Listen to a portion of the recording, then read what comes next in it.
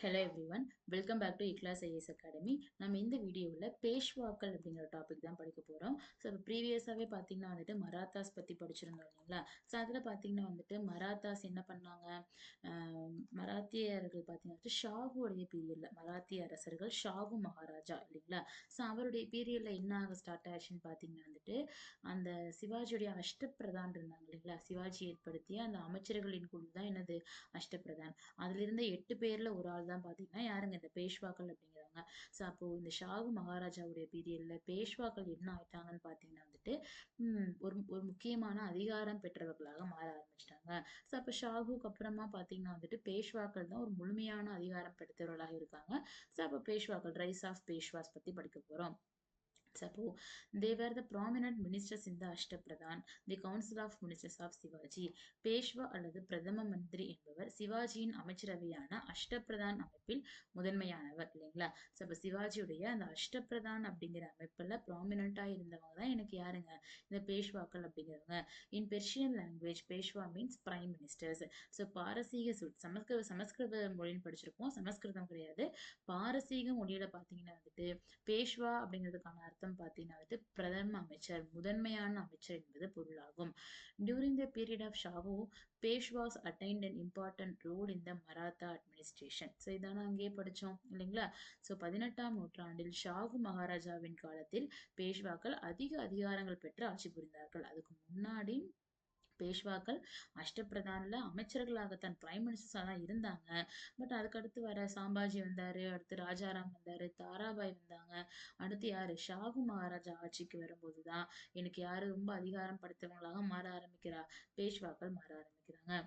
After the retirement of Shahu, the Maratha ruler Peshwas started the rule in Poona இல்லைங்களா? ஷாகுவின் ஓய்வுக்கு பிறகு பூனாவை தலைமையிடமாக கொண்டு யாரு, அப்ப பேஷ்வாக்களுடைய கேபிட்டல் வந்து என்னதுங்க, பூனா இல்லைங்களா? மகாராஷ்டிரால பூனாவை கேபிட்டலா வச்சுதான் எனக்கு யார் ரூல் பண்ணியிருப்பா, பேஷ்வாக்கள் எனக்கு ரூல் பண்ணியிருப்பாங்க. Another Maratha ruler Ramaraja made a pact with Peshwas that they may remain as titular head இல்லைங்களா? ஸோ அப்போ ராமராஜா என்ற மராத்திய ஆட்சியாளர் பேஷ்வாக்களுடன் ஒப்பந்தம் செய்து கொண்டார். இதன்படி மராத்தியர்கள் பெயர் அளவிலான ஆட்சியாளர்களாக இருக்க ஒப்புக்கொண்டார்கள். அப்போ நம்மளுடைய சாகுக்கு அடுத்து வந்த ராமராஜா பாத்தீங்கன்னா என்ன பண்ணிட்டாருன்னு பாத்தீங்கன்னா வந்துட்டு பேஷ்வாக்கள் கூட ஒரு ஒப்பந்தம் பண்ணிக்கிட்டு, நாங்க வந்து என்னதான், நாங்க வந்து வெறும் பெயரளவிலான அரசர் தான், முழுமையான அதிகாரம் யாருக்கு தான், பேஷ்வாக்களுக்கு தான் அப்படிங்கிற மாதிரி யாரே வந்து ஒப்பந்தம் போட்டு கொடுத்துட்டா, ராமராஜா எனக்கு ஒப்பந்தம் போட்டு கொடுத்துட்டாரு. சரிங்களா? So other Maratha families. So இது ஒரு முக்கியமான ஒரு இதுதான், நம்ம மேட்ச்ல கூட எதிர்பார்க்கலாம், பார்த்து வச்சுக்கணும். சரிங்களா? ஸோ அப்போ பார்த்தீங்கன்னா மராத்திய குடும்பங்களே பார்த்தீங்கன்னா நிறைய மராத்திய குடும்பங்கள் நிறைய பிரான்ச்சா இருந்திருப்பாங்க. சரிங்களா? ஸோ அதில் பார்த்துட்டு ஹோல்கர் அப்படிங்கிற மராத்திய குடும்பம் எதை கேபிட்டலா வச்சு, இந்தூரை கேபிட்டலா வச்சு. சிந்தியா அப்படிங்கிற மராத்திய குடும்பம் எதை கேபிட்டலா வச்சு, குவாலியரம் கேபிட்டலா வச்சு. இது எல்லாமே எங்க தாங்க, மகாராஷ்டிரா தான். பான்ஸ்லே அப்படிங்கிற மராத்திய குடும்பம் எதை கேபிட்டலா வச்சு, நாக்பூரை கேபிட்டலா வச்சு. கேக்வாட் அப்படிங்கிற ஒரு மராத்திய குடும்பம் எதை கேபிட்டலா வச்சு, பரோடாவை கேபிட்டலா வச்சு. இது இல்லாம தான் பாத்தீங்கன்னா எனக்கு யாருங்க, பேஷ்வாக்கள் அப்படிங்கிற ஒரு குடும்பமும் இருக்கிறது.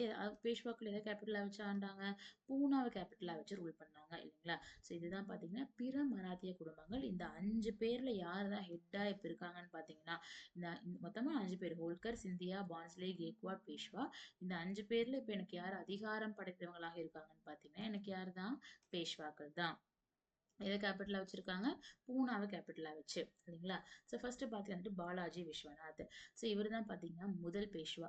1713 இருந்து 1720 வரைக்குமே எனக்கு யாருடைய ரூல் தான், பாலாஜி விஸ்வநாத்துடைய ஆட்சி தான் இல்லைங்களா? ஸோ இப்போ acted as a prime ministers under Shahu.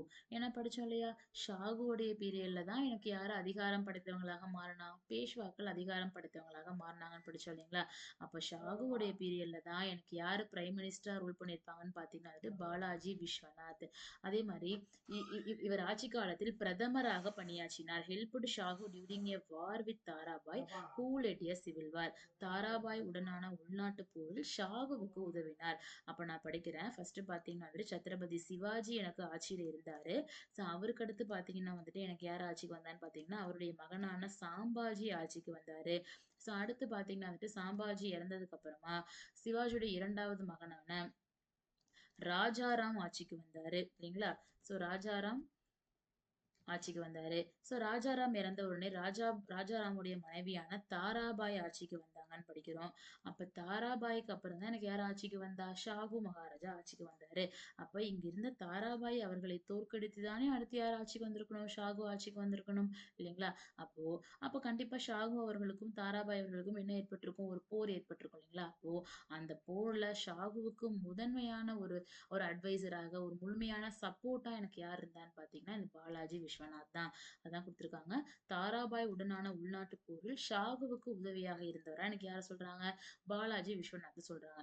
அதனாலதான் ஷாகு மகாராஜா என்ன பண்ண ஆரம்பிக்கிறாரு? பேஷ்வாக்களுக்கு அதிக இம்பார்ட்டன்ஸ் தர ஆரம்பிக்கிறாரு. பேஷ்வாக்களை ஒரு முதன்மையான பதவியில வந்துட்டு உட்கார வைக்கிறாரு. அதிக அதிகாரங்களை பேஷ்வாக்களுக்கு வந்துட்டு வாரி வழங்குறாரு. அதனாலதான் ஷாகு மகாராஜாவின் பீரியட் காலத்தில் யார் அதிகாரம் மிக்கவங்களாக மாறினா? பேஷ்வாக்கள் அதிகாரம் படைத்தவங்களாக மாறியிருப்பாங்க. இல்லைங்களா? So during his period office of Peshwa was made hereditary. அப்போ இதுக்கு முன்னாடி வரைக்கும் பேஷ்வா பதவி எப்படி இல்லைன்னா பரம்பரையான பதவியாக கிடையாது இல்லைங்களா? ஆனா ஷாகு மகாராஜாவோட பீரியட்ல பேஷ்வா பதவி என்னவா மாறியதுன்னு பாத்தீங்கன்னா பரம்பரையான பதவியாக மாற்றப்படுகிறது. ஓகே. ஓகே. ஸோ அப்போ மேம் அப்ப தாராபாய் என்ன மேம் ஆனாங்க அப்படின்னு பாக்குறோம்னா இந்த தாராபாய் தோற்கடிச்சு தான் அடுத்து யார் ஆட்சிக்கு வந்தா? ஷாகு மகாராஜா ஆட்சிக்கு வந்தாரு. அப்ப தாராபாய் என்ன பண்ணுவாங்கன்னு பாத்தீங்கன்னா வந்துட்டு கொல்காப்பூர் அப்படிங்கிற ஒரு இடத்த கேபிட்டலா வச்சு இல்லைங்களா? சோ பூனாக்கு பக்கத்திலேயே பாத்தீங்கன்னா கொல்காப்பூர் அப்படிங்கிற இடத்த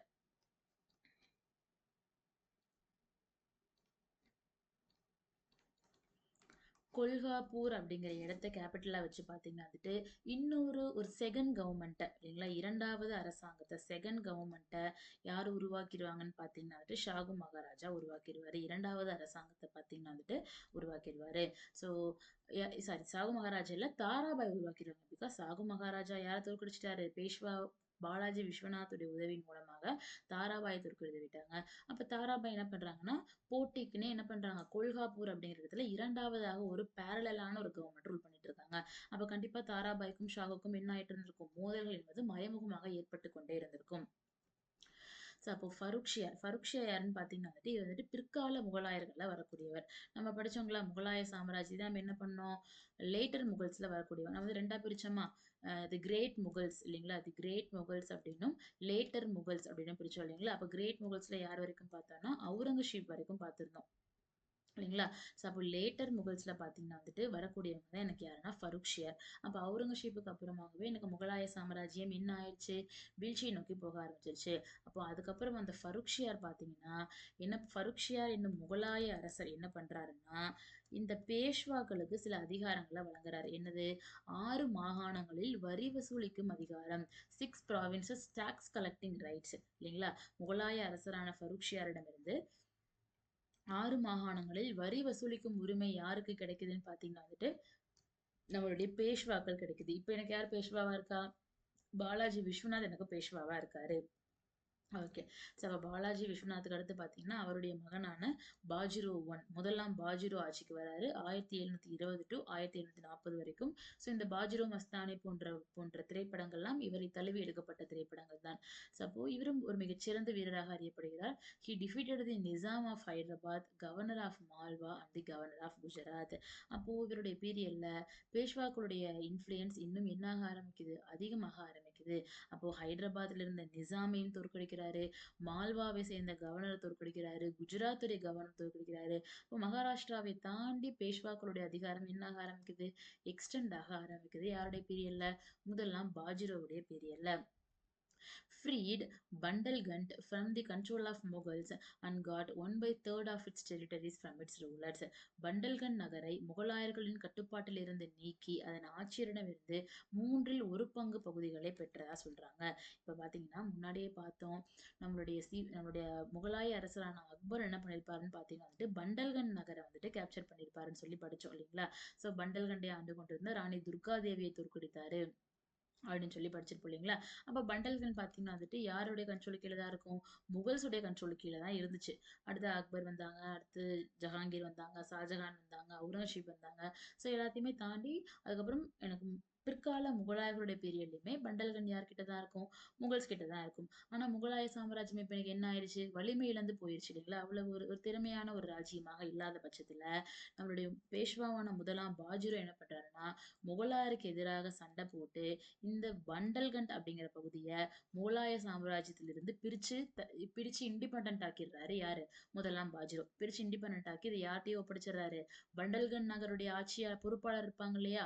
அவங்க கிட்டயே ஒப்படைச்சு, அதுக்கு கைமாறா என்ன பண்றாருன்னா, பண்டல்கன்ல 3ல ஒரு பகுதியை யாருக்கு குடுத்துரு? எனக்கு குடுத்துரு. அப்படின்னு சொல்லிட்டு ஒரு ஒப்பந்தம் பண்ணிக்கிறாரு யாரு? முதலாம் பாஜிரோ. இல்லைங்களா? அப்போ ஆட்டோமேட்டிக்கா பாத்தீங்கன்னா சாம்ராஜ்யம் எங்கேயும் விரிவாக்கம் அடையுது. இந்த பண்டல்கண்டுக்கும் விரிவாக்கம் அடைகிறது. He was in his choice of commanders for these campaigns. So he refused to relying on the traditional elite group, namely Deshmukhs. ராணுவ தலைமை தளபதிக்கான அதிகாரங்களையும் தமதாக்கி கொண்டார் இல்லைங்களா? ஸோ அப்போ இவர் தான் பார்த்தீங்கன்னா படைத்தளபதி அப்படிங்கிற ஒரு பொறுப்புலையுமே எனக்கு யார் தான் இருப்பா? முதலாம் பாஜிரோ தான் இருப்பார் இல்லைங்களா? அப்போ இவங்களுடைய பீரியட்ல ராணுவத்துக்கு பரம்பரையா பாத்தீங்கன்னா தேஷ்முக் அப்படிங்கிற ஒரு குடும்பத்தை சார்ந்தவர்களை பாத்தீங்கன்னா என்ன பண்ணிட்டு இருந்தாங்கன்னா ராணுவத்துக்கு ரெக்ரூட் பண்ணிட்டு இருந்தாங்க யாரு? பேஷ்வாக்கள். சரிங்களா? சோ பேஷ்வாக்கள் பாத்தீங்கன்னா ராணுவத்துக்கு இதுக்கு முன்னாடி வரைக்குமே தேஷ்முக் அப்படிங்கிற ஃபேமிலி இருப்பாங்க. அந்த அவங்க அவங்க ஃபேமிலி தான் பெரும்பாலும் என்னவா இருப்பாங்க? இவங்க ராணுவத்துல இருப்பாங்க. ஆனா இவரு பாத்தீங்கன்னா முதலாம் பாஜிரோ என்ன பண்ணல? தேஷ்முக்குகளை விட அதிக அளவில் டிபெண்டண்டா இருக்கல. இவரே பாத்தீங்கன்னா ராணுவம் தொடர்பான அதிகாரங்களை எடுக்கிறதா இருக்கட்டும், ராணுவ தலைமை தளபதிக்கான பொறுப்பையும் எனக்கு யாரை எடுத்துக்கிட்டா? முதலாம் பாஜிரோவை எனக்கு எடுத்துக்கிட்டதா சொல்றாங்க. The commander in chief Trimbak Rao who troubled the Peshwa was defeated and killed in the Battle of Dabai in 1731 and Peshwa assumed the office of the commander-in-chief also. பேஷ்வாவுக்கு சிம்ம சொப்பனமாக விளங்கிய தலைமை தளபதி திரிம்பக் ராவ் 1731 தபாய் என்னும் என்ற இடத்தில் நடந்த போரில் தோற்கடிக்கப்பட்டு கொல்லப்பட்டார். தலைமை தளபதியின் பதவியும் பேஷ்வா ஏற்றுக்கொண்டார். ஒண்ணும் இல்ல, ஒரு போர் நடக்குது. எந்த இடத்துல? பேட்டில் ஆஃப் தபாய் இல்லைங்களா? அப்ப தபாய் அப்படிங்கிற இடத்துல பாத்தீங்கன்னா ஒரு போர் ஏற்படுது. எந்த ஆண்டு? 1731ல. இந்த போர்ல பாத்தீங்கன்னா நம்மளுடைய முதலாம் பாஜிரோவுடைய படைத்தளபதியா இருந்திருப்பாரு இல்லையா? அவர் தான் யாருன்னா திரிம்பக் ராவ். சரிங்களா? இந்த திரிம்பக் ராவ் பாத்தீங்கன்னா ரொம்ப நம்பி இருப்பாரு யாரு? முதலாம் பாஜிரோ. ஆனா திரிம்பக் ராவே பாத்தீங்கன்னா யாரை எதிர்த்து சண்டை போட ஆரம்பிச்சிருவாரு? முதலாம் பாஜிரோவை எதிர்த்து. அப்போ முதலாம் பாஜிரோவுக்கும் அவருடைய படைத்தளபதியான திரிம்பக் ராவுக்கும் இடையில பாத்தீங்கன்னா 1731ல எந்த இடத்துல? தபாய் அப்படிங்கிற இடத்துல பாத்தீங்கன்னா ஒரு போர் ஏற்படும். அந்த போர்ல பாத்தீங்கன்னா திரிம்பக் ராவை யாரு கொன்றுவா? முதலாம் பாஜிரோ கொன்றுவாரு. கொன்னதுக்கு அப்புறமாகத்தான் அந்த தலைமை தளபதி அப்படிங்கிற பொறுப்பையும் யாரை எடுத்துக்க ஆரம்பிச்சிட்டா? முதலாம் பாஜிரோவை எனக்கு எடுத்துக்க ஆரம்பிச்சிட்டாரு. அப்ப பேஷ்வாக்களே பாத்தீங்கன்னா பிரைம் மினிஸ்டராவும் இருக்காங்க, என்னவாவும் இருக்காங்க? சீஃப் கமாண்டராகவும் தலைமை தளபதியாகவும் இருக்காங்க.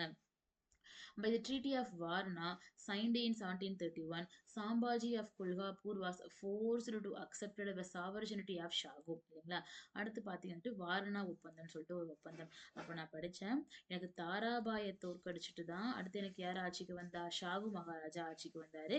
இவருடைய பீரியட்ல தான் எனக்கு பேஷ்வாக்கள் அதிகாரம் படைத்தவங்களாக மாறினாங்கன்னு சொல்லி படிக்கிறோம் இல்லைங்களா? அப்ப இந்த தோல்வியுற்ற தாராபாய் என்ன பண்றாங்க? பேரலலா போய் கோல்காப்பூர்ல பாத்தீங்கன்னா ஒரு ஆட்சியை ஏற்படுத்தினாங்கன்னு சொல்லி படிக்கணுமா? அப்ப என்னைக்கா இருந்தாலுமே இந்த கோல்காப்பூர்ல உள்ள கவர்மெண்ட் கண்டிப்பா யாருக்கு ஆபத்து தான்? இந்த உண்மையான அரசாங்கத்துக்கு ஆபத்து தான். பட் அதிகாரப்பூர்வமான அரசர் எனக்கு யாருதான்? ஷாகு இல்லைங்களா? அவருக்கு அடுத்து பாத்தீங்கன்னா எனக்கு ராமராஜா. அந்த மாதிரி அவருக்கு அடுத்தடுத்து தான் வந்தவங்க தான் உண்மையான அரசர்கள். தகுதியான அரசர்களும் கூட. அதுதான் உங்களுக்கு தான் வரதுக்கான உரிமை இருக்கு. ஆனா தாராபாய் என்ன பண்றாங்கன்னா போட்டியா கொல்காப்பூர்ல ஒரு ஆட்சி ஏற்படுத்துறாங்களா? ஆனா அது என்னைக்கா இருந்தாலும் ஆபத்து தான் இல்லைங்களா? அதனால முதலாம் பாஜிர் என்ன பண்றாருன்னா வாரணா அப்படிங்கிற இடத்துல ஒரு ஒப்பந்தம் கையெழுத்து பண்ணிக்கிறாரு. அதன்படி Sambhaji of Kolhapur was forced to accepted the sovereignty of Shahu இல்லைங்களா? அதாவது பாத்தீங்கன்னா என்ன மேம் சாம்பாஜி அப்படிங்கிற இந்த தாராபாயோடைய மகன் இருப்பாங்க இல்லைங்களா? அவங்க தான் பாத்தீங்கன்னா சாம்பாஜி. ஓகேங்களா? சோ தாராபாயோடைய மகன். சோ அப்போ அதன்படி பாத்தீங்கன்னா அந்த கோல்கா தாராபாய் என்ன பண்ணுவாங்கன்னா அவங்களுடைய மகன் மூலமா அவங்களோட மகனுடைய பேரும் என்னதான்? சாம்பாஜி தான். முன்னாடி பார்த்தோம் இல்லையா? அவங்களும் சாம்பாஜி. சிவாஜிக்கு அடுத்து வந்தவங்களும் எனக்கு யார் தான்? சாம்பாஜி தான் இல்லைங்களா? சோ இந்த தாராபாயோடைய மகனுடைய பேரும் பாத்தீங்கன்னா சாம்பாஜி தான். அவங்களுடைய தலைமையில தான் கோல்காப்பூர்ல ஆட்சி நடந்துட்டு இருக்கும். அப்போ அந்த ஆட்சியை பாத்தீங்கன்னா முடிவுக்கு கொண்டு வராரு யாரு? முதலாம் பாஜிரோ. அப்ப சாம்பாஜி உடனான ஒரு ஒப்பந்தம் கையெழுத்து பண்ணி கோல்காப்பூர் கவர்மெண்ட் பாத்தீங்கன்னா தன்னுடைய பேரரசு கூடயே யாரு இணைச்சுக்கிறான்னு பாத்தீங்கன்னா முதலாம் பாஜிரோ. எந்த ஒப்பந்தப்படி? வாரணா ஒப்பந்தத்தின் படி. Okay. 1738 he captured Dane, Salsette, Basin from the Portuguese. So 1738ல பார்த்தீங்கன்னா வந்துட்டு இந்த தானே, சால்செட், பசின் இதெல்லாம் பார்த்தீங்கன்னா வந்துட்டு போர்ச்சுகீசியர்களுக்கு சொந்தமாக இருந்த கடற்கரையோரமான பகுதிகள். ஸோ இந்த டைம்லயே பார்த்தீங்கன்னா ஐரோப்பியர்கள் இந்தியாக்குள்ள படையெடுத்து வர ஆரம்பிச்சிருவாங்க. அதனால பார்த்தீங்கன்னா முதல்ல வந்தவங்க எனக்கு யார் தான்? போர்ச்சுகீஸ் தான் இல்லைங்களா? ஸோ அப்போ அவங்க கிட்ட இருந்து தானே, சால்செட், பசின் போன்ற முக்கியமான பகுதிகளை பார்த்தீங்கன்னா யார் எனக்கு வாங்கிக்கிறா? முதலாம் பாஜிர் எனக்கு வாங்கிக்கிறாரு. So British got the right from the Marathas to free trade in the Deccan. அதே மாதிரி பார்த்தீங்கன்னா தக்காணத்துல எனக்கு வந்துட்டு ஃப்ரீயா வந்துட்டு ட்ரேட் பண்றதுக்கான ஒரு ஒரு ஒரு அதிகாரமும் பார்த்தீங்கன்னா வந்துட்டு இவங்க இவங்க யாரு கொடுக்குறாங்க? பேஷ்வாக்கள் பிரிட்டிஷ்க்கு கொடுக்குறாங்க. Okay. So 70 invasion of Nadir Shah. So அப்போ இவருடைய பீரியட் பார்த்தீங்கன்னா 1720லேருந்து 1740 வரைக்கும். இதில் பார்த்தீங்கன்னா 1739 1739ல நாதிர் ஷாவுடைய படையெடுப்பு. இவர் பார்த்தீங்கன்னா இவர் ஒரு ஆப்கானியர். இதுக்கு முன்னாடியே பார்த்திருப்போம். 1398ல யார் படையெடுத்திருப்பா? தைமூரின் படையெடுப்பு என்பது நிகழ்ந்ததா படிச்சிருப்போம் இல்லைங்களா? ஸோ உஸ்பெகிஸ்தான்ல சாமர்கண்ட் அப்படிங்கிற பகுதியிலிருந்து படையெடுத்து வந்தாரு அப்படின்னு சொல்லி படிச்சிருப்போம். இது ஒரு முக்கியமான ஒரு படையெடுப்பு. அதுக்கடுத்து நாதிர் ஷாவின் படையெடுப்பு 1739ல யாருடைய பீரியட்ல யாரு பேஷ்வாவா இருக்கும் பொழுது? இங்க பாத்தீங்கன்னா நமக்கு வந்துட்டு முதலாம் பாஜிரோ பேஷ்வாவா இருக்கும் பொழுது இந்த நாதிர் ஷா எங்க வருவாருன்னா இவங்களுக்கு எதிராக வரமாட்டாரு. முகலாய சாம்ராஜ்யத்துக்கு எதிராக டெல்லியின் மீது தான் படையெடுத்து வருவார். இந்த நாதிர் ஷாவின் படையெடுப்புக்கும் யாருக்கும் பேஷ்வாக்களுக்கும் சம்மந்தம் இல்ல. ஆனா என்ன படிக்கிறோம்னா இவர் இங்க ஆண்டுட்டு இருந்த பொழுதுதான் இங்க யார் படையெடுத்து வந்தா? நாதிர் ஷா படையெடுத்து வந்தாரு அப்படின்னு சொல்லிட்டு படிக்கிறோம் இல்லைங்களா? சோ அப்ப பாத்தீங்கன்னா வந்துட்டு 1739ல Nadir Shah of Afghan invade Delhi and capture the peacock throne and Kohinoor diamond. So அப்போ பார்த்தீங்கன்னா ஆப்கானிஸ்தானை சேர்ந்த நாதிர் ஷா டெல்லியின் மீது படையெடுத்து வந்தார். மயிலாசனம் மற்றும் கோஹினூர் வைரங்களை கைப்பற்றினார். முன்னாடியே படிச்சோமா? கோஹினூர் வைரம் பதிக்கப்பட்ட நம்மளுடைய ஷாஜகான் உருவாக்கிய அந்த ஒரு மயிலாசனத்தை வந்து யார் எடுத்துட்டு போயிருவா? நாதிர் ஷா வந்து எடுத்துட்டு போயிருவாரு அப்படின்னு சொல்லி படிக்கிறோம் இல்லைங்களா? அந்த டைம்ல முகலாய அரசரா யார் இருந்திருப்பாங்கன்னு பாத்தீங்க வந்துட்டு முகமது ஷா எனக்கு ஆட்சியில இருந்திருப்பாரு முகலாய அரசராக. ஓகேங்களா? ஓகே. ஸோ இப்ப அடுத்து பார்த்தோம்னா வந்துட்டு, ஆஃப்டர் த முகமது ஷா ஆக்சுவலா முகமது ஷாவுடைய படைகளால யார் எதிர்க்க முடியாது? நாதிர் ஷாவ எடுக்க நாதிர் ஷாவ எதிர்க்க முடியாது. முகமது ஷா பார்த்தீங்கன்னா, டெல்லியை விட்டே தப்பிச்சு ஓடிருவாரு. அதுக்கப்புறம் நாதிர் ஷா பார்த்தீங்கன்னா, டெல்லி முழுவதும் பார்த்தீங்கன்னா வந்துட்டு பயங்கரமாக வந்துட்டு சூறையாடல்கள்லாம் ஏற்படுத்தியிருப்பாரு நாதிர் ஷா. ஸோ அப்போ after that Muhammad Shah made treaty with Marathas to protect the Mughal emperor. அதுக்கப்புறம் பார்த்தீங்கன்னா முகமது ஷா தப்பிச்சு போனவர் மீண்டும் வந்துடுறாரு. அந்த முகமது ஷா என்ன பண்றாருன்னா மராத்தாஸ் கூட ஒப்பந்தம் கையெழுத்து பண்ணிக்கிட்டு என்ன பண்ணுங்க முகலாய சாம்ராஜ்யத்தை காப்பாத்துங்க பாதுகாத்துக்குங்க அப்படின்னு சொல்லிட்டு. அப்ப பாருங்களேன் எனக்கு அவுரங்கசீப்புடைய பீரியட்ல முகலாயர்களுக்கும் யாருக்குமே ஆகாது மராத்தாஸுக்குமே ஆகாது இல்லைங்களா? இப்ப என்ன பண்றாங்கன்னா எனக்கு முகமது ஷா அப்படிங்கிற முகலாய அரசர் யாரை எதிர்கொள்ள முடியாம அந்நிய படையெடுப்புகளை எதிர்கொள்ள முடியாம முகலாய சாம்ராஜ்யத்துக்கு பாதுகாப்பு வழங்கும்படி யார்கிட்ட கேட்டுக்கிறாரு? மராத்தியர்களிடம் கேட்டுக்கிறாரு. இப்போ மராத்தாஸ்ல அதிக அதிகாரம் கொண்டவளாக எனக்கு யார் தான் இருக்கா? பேஷ்வாக்கள் தான் இருக்காங்க இல்லைங்களா? ஓகே. ஸோ அப்ப அந்த அளவுக்கு எனக்கு என்ன சாம்ராஜ்யம் எனக்கு சுருங்கி போச்சு? எனக்கு முகலாய சாம்ராஜ்யம் எனக்கு பார்த்தீங்கன்னா டிக்ளைன் ஆச்சுன்னு சொல்லி சொல்றாங்க. ஸோ இவர் தான் பார்த்தீங்கன்னா 2வது பேஷ்வா. ஸோ அடுத்த கிளாஸ்ல கண்டினியூஸா என்ன பண்ணலாம்? அடுத்த பேஷ்வாக்கள பத்தி படிக்கலாம். சரிங்களா? ஸோ இப்போ ஒரு ஓவர்வியூ மட்டும் பார்த்துரலாம். ஸோ அப்ப பார்த்தீங்கன்னா வந்துட்டு எனக்கு சிவாஜியுடைய அஷ்டபிரதான் அப்படிங்கிற அந்த ஒரு அமைச்சரவை குழுவில் இருந்த முதன்மையான அமைச்சர்கள் தான் பார்த்தீங்கன்னா பேஷ்வாக்கள் அப்படிங்கிறவங்க. அந்த பேஷ்வாங்கிறது பார்த்தீங்கன்னா ஒரு பாரசீக மொழி. பாரசீக வார்த்தை. அதுக்கு என்ன அர்த்தம்னு பார்த்தீங்கன்னா பிரைம் மினிஸ்டர் பிரதம அமைச்சர் என்று பொருள் இல்லைங்களா? சப்போ ஷாகுவோடைய பீரியட்ல தான் பார்த்தீங்கன்னா அதிக அதிகாரம் படைத்தவங்களாக எனக்கு யாரு மாறுறா? பேஷ்வாக்கள் எனக்கு மாற ஆரம்பிக்கிறதா சொல்றோம் இல்லையா? ஸோ அப்போ பார்த்தீங்கன்னா ஷாகு ரிட்டையர்மெண்ட் ஆனதுக்கு அப்புறமா பூனாவை கேபிட்டலா வச்சு எனக்கு ஆட்சி எனக்கு யார் ஆரம்பிச்சிடுறா? பேஷ்வாக்கள் எனக்கு ஆரம்பிச்சிடுறாங்க. அதுக்கப்புறம் ஷாகுக்கு பின்னாடி வந்த ராமராஜன் என்ன பண்றாருன்னு பார்த்தீங்கன்னா கையெழுத்து போட்டே கொடுத்துட்றாரு. அப்பா இனிமேல் நாங்க வந்து என்னதான் நாங்க வெறும் பெயரளவிலான அதிகாரம் படைத்தவர்கள். முழு அதிகாரம் கொண்டவங்க இனிமேல் யாருதான்? பேஷ்வாக்கள் தான். யாரை கையெழுத்து போட்டு கொடுத்துட்றா? ஷாவுக்கு அடுத்து வந்து ராமராஜா கையெழுத்து போட்டு கொடுத்துட்றாரு இல்லைங்களா? ஸோ இவங்க தான் பார்த்தீங்கன்னா பிற மராத்திய குடும்பங்கள். என்னது? ஸோ ஹோல்கர் பார்த்தீங்கன்னா வந்துட்டு இந்தூர்ல, சிந்தியா பார்த்தீங்கன்னா வந்துட்டு குவாலியர் கேபிட்டலா வச்சு, ஸோ பான்ஸ்லே பார்த்தீங்கன்னா நாக்பூர் கேபிட்டலா வச்சு, ஸோ கேக்வாட் பார்த்தீங்கன்னா பரோடாவை கேபிட்டலா வச்சு ரூல் பண்ணிட்டு வந்திருப்பாங்க. இது போக எனக்கு பூனாவை கேபிட்டலா வச்சு பார்த்தீங்கன்னா எனக்கு பேஷ்வாக்கள் எனக்கு ரூல் பண்ணிட்டு இருந்திருப்பாங்க. ஸோ அப்போ முதல் பேஷ்வா தி ஃபர்ஸ்ட் பேஷ்வான்னு பார்த்தீங்கன்னா பாலாஜி விஸ்வநாத் 1713 இருந்து 1720 வரைக்கும். யாருடைய பீரியட்ல? ஷாகுவோடைய பீரியட்ல பார்த்தீங்கன்னா வந்துட்டு பிரைம் மினிஸ்டரா இருந்திருப்பாரு. இவர் ஏன் மேம் ஷாகுவோடைய பீரியட்ல மட்டும் பேஷ்வாக்களுக்கு அதிகாரம் கொடுத்தாங்கன்னு பார்த்தீங்கன்னா, அந்த ஷாகு அவர்கள் தாராபாயை தோற்கடித்து ஆட்சியை கைப்பற்றுவதற்கு எனக்கு முழு பொறுப்பாக, முழு சப்போர்ட்டாக எனக்கு யார் தான் இருந்திருப்பா? பேஷ்வா பாலாஜி விஸ்வநாத் தான் இருந்திருப்பாரு. ஸோ அதனால தான் பார்த்தீங்கன்னா, இவருக்கு கொஞ்சம் அதிக அதிகாரங்கள குடுத்திருப்பாரு ஷாகு. அது அப்படியே போக, போக, போக, போக முழுமையான அதிகாரம் கொண்டவங்களாக எனக்கு யார் மாறி போயிட்டா? பேஷ்வாக்கள் மாறி போயிட்டாங்க. அதே மாரி இவருடைய பீரியட்ல பார்த்தீங்கன்னா, பேஷ்வா பதவி என்ன ஆயிடுச்சுங்களாமா? பரம்பரையான பதவியாக்கப்பட்டதா சொல்றாங்க. அதே மாரி முகலாய அரசரான ஃபருக்ஷியார், ஆம், முகலாய முகலாய முகலாய ராணுவம் முகலாய மாகாணமான 6 மாகாணங்கள்ல வரி வசூலிக்கும் அதிகாரத்தை யாரு குடுத்துடுறாரு? பேஷ்வாக்களுக்கு குடுத்துடுறாரு. இல்லைங்களா? ஸோ அடுத்து 2வது பேஷ்வா பார்த்தீங்கன்னா வந்துட்டு பாஜிரோ ஒன். முதலாம் பாஜிரோ. ஸோ இவரு பார்த்தீங்கன்னா வந்துட்டு பேரரசை எக்ஸ்டெண்ட் பண்ண ஆரம்பிக்கிறாரு. Governor of Malwa, governor of Gujarat, Nizam of Hyderabad எல்லாமே எனக்கு தோற்கடிச்சு ஆட்சி கொஞ்சம் பேரரசை எக்ஸ்டெண்ட் பண்ண ஆரம்பிக்கிறாரு. அது போக ஒரு முக்கியமான ஒரு கேப்சர்ன்னு பார்க்கும்போது பண்டல்கண்ட் முகலாய சாம்ராஜ்யத்தின் கண்ட்ரோல் கீழே இருந்த பண்டல்கண்ட்டை பார்த்தீங்கன்னா வந்துட்டு ஸ்போர் பண்ணி பண்டல்கண்டை வந்துட்டு ஃப்ரீ ஆக்கிடுவாரு. அது போக பண்டல்கண்ட்ல இருந்த ஆஹ் பண்டல்கண்ட் திருப்பி யார்கிட்டயே கொடுத்துருவாரு? பண்டல்கண்டுடைய ஆட்சியாளர் இருப்பாரு இல்லையா? அவர்கிட்டயே கொடுத்துருவாரு. கொடுத்துட்டு அதுல 3ல் 1 பங்கு லேண்டை எனக்கு யாரு வாங்கிப்பான்னா முதலாம் பாஜிரோ எனக்கு வாங்கிப்பாரு. இல்லைங்களா? ஸோ அடுத்து பாத்தீங்கன்னா இவரது 2 முக்கியமானது பார்க்குறோம். ஒண்ணு பாத்தீங்கன்னா தபாய் போர், பேட்டில் ஆஃப் தபாய் அப்படின்னு சொல்லிட்டு 1731ல. இது பாத்தீங்கன்னா அவருடைய படைத்தளபதியான திரிம்பக்கராவ் அவரையே எதிர்த்து அவரு கூட ஏற்பட்ட ஒரு போர். இதுல திரிம்பக்கராவ் இறந்ததுக்கு அப்புறமா படைத்தளபதி அப்படிங்கிற பொறுப்பையும் எனக்கு யாரை ஏத்துக்கிறா? முதலாம் பாஜிரோவை எனக்கு ஏத்துக்கிறாரு. ஸோ அடுத்து பாத்தீங்கன்னா வாரணா ஒப்பந்தம் அப்படின்னு சொல்லிட்டு ஒப்பந்தம். இந்த ஒப்பந்தத்தின்படி அந்த கோல்ஹாப்பூர்ல 2வது ஆட்சியை வந்து பண்ணிட்டு இருந்த அந்த தாராபாய் இருக்காங்க இல்லைங்களா? அவங்களுடைய மகன் தான் பாத்தீங்கன்னா சாம்பாஜி. அவங்க 2 பேரையுமே தன்னுடைய கண்ட்ரோலுக்கு கீழே யார் கொண்டு வந்துருவா? முதலாம் பாஜிரோ கொண்டு வந்துருவாரு. என்ன ஒப்பந்தப்படி? வாரணா ஒப்பந்தப்படி. இல்லைங்களா? அது போக போர்ச்சுகீசிடம் இருந்து தானே, சால்செட், பசின் போன்ற பகுதிகளையும் கேப்சர் பண்றாரு. இவங்க பேஷ்வாக்கள் என்ன பண்றாங்கன்னு பாத்தீங்கன்னா வந்துட்டு முகலாயர்களுக்கு சொந்தமான பகுதிகள்ல வரி வசூலிக்கும் உரிமையை யார் வாங்கிக்கிறா? பேஷ்வாக்கள் வாங்கிக்கிறாங்க. பேஷ்வாக்கள் என்ன பண்றாங்கன்னா பிரிட்டிஷுக்கு பாத்தீங்கன்னா வந்துட்டு ட்ரேட் பண்றதுக்கான அதுவும் என்ன ட்ரேடு? ஃப்ரீ ட்ரேடு, இலவச வணிக உரிமையை பார்த்தீங்கன்னா, நீ வந்து என்ன பண்ணவே வேணாம். டாக்ஸே கட்டாம என்ன பண்ணிக்கோ? வாணிபம் பண்ணிக்கோ அப்படின்னு சொல்லிட்டு அந்த உரிமை யாரு குடுக்குறா? பேஷ்வாக்கள் குடுக்குறாங்க பிரிட்டிஷ்க்கு.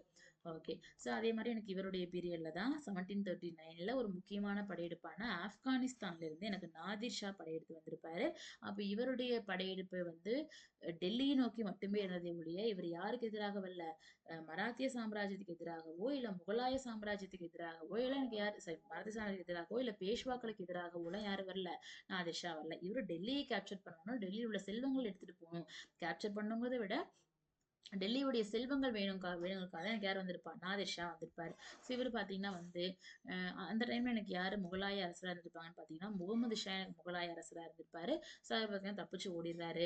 அவன் முடிஞ்ச அளவுக்கு பார்த்தீங்கன்னா டெல்லியை ஃபுல்லா எனக்கு பார்த்தீங்கன்னா வந்துட்டு சூறையாடிட்டு முக்கியமாக ஷாஜகான் உருவாக்கிய கோகினூர் வைரம் பொதிக்கப்பட்ட மயிலாசனத்தை பார்த்தீங்கன்னா வந்துட்டு எடுத்துட்டு போயிடுறாரு நாதிர் ஷா. அதுக்கப்புறம் முகமது ஷா என்ன பண்றாரு? முகலாய அரசர் தப்பிச்சு போன முகலாய அரசர் முகமது ஷா மீண்டும் டெல்லிக்கு வந்து ஐயோ இப்படியே போச்சுன்னா பாத்தீங்கன்னா என்ன ஆயிரும்?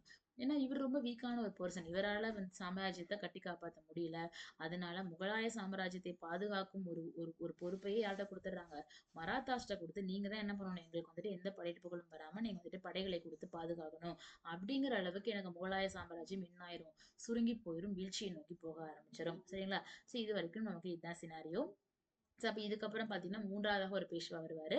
அவருடைய பீரியட்ல பார்த்தீங்கன்னா வந்துட்டு, இன்னொரு முக்கியமான ஒரு போரான 3ஆம் பானிபட் போர் அப்படிங்கிறது ஏற்பட்டிருக்கும். ஸோ அதுதான் பார்த்தீங்கன்னா, பேஷ்வாக்களுடைய வீழ்ச்சி தொடங்கிய ஒரு இடமாக பார்க்கிறோம். இல்லைங்களா? அது அப்படியே கன்டின்யூ ஆகி, ஆகி, ஆகி, ஆகி பேஷ்வாக்களுக்கும், பிரிட்டிஷுக்கும் இங்க பார்த்தீங்கன்னா, பிரிட்டிஷுக்கு ஃப்ரீயாக ட்ரேட் பண்றதுக்கு யார் தான் ரைட்ஸ் குடுக்குறா? பேஷ்வாக்கள். ஆனா பிரிட்டிஷ் பயங்கரமா வந்துட்டு இன்ஃப்ளூயன்ஸ் ஆகி, பயங்கரமா டாமினேட் ஆகி, பிரிட்டிஷ் யார எதிர்க்க ஆரம்பிச்சுருவாங்க? மராத்தியர்களை எதிர்க்க ஆரம்பிச்சுருவாங்க. அப்ப பிரிட்டிஷுக்கும் மராத்தாஸ்க்கும் விச் மீன்ஸ் பேஷ்வாக்களுக்கும் பார்த்தீங்கன்னா வந்துட்டு போர் ஏற்பட ஆரம்பிக்கும். அதான் பார்த்தீங்கன்னா ஆங்கிலோ மராத்திய போர் அப்படின்னு சொல்லிட்டு அது ஒரு டாபிக் இருக்கு. சரிங்களா? சரி இதோட கண்டினியூஷன் நம்ம அப்படியே என்ன பண்ணலாம்? நெக்ஸ்ட் கிளாஸ்ல பார்க்கலாம். Hope you are understand. Thank you all.